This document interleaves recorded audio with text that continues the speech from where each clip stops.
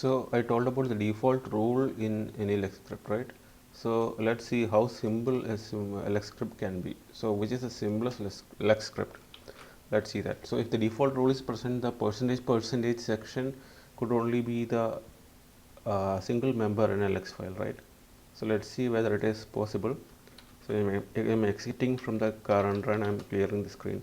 So I'm just trying to give a lex followed by the file where this single percentage is placed.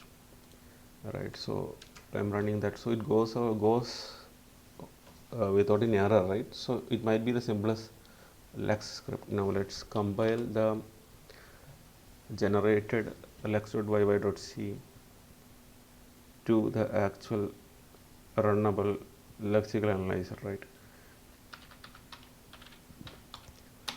Then I am using the linker option L, linking it with the lex libraries.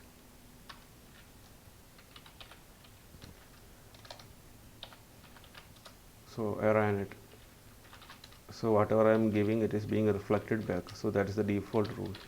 So the simplest lex script is one with this percentage section only with no rules.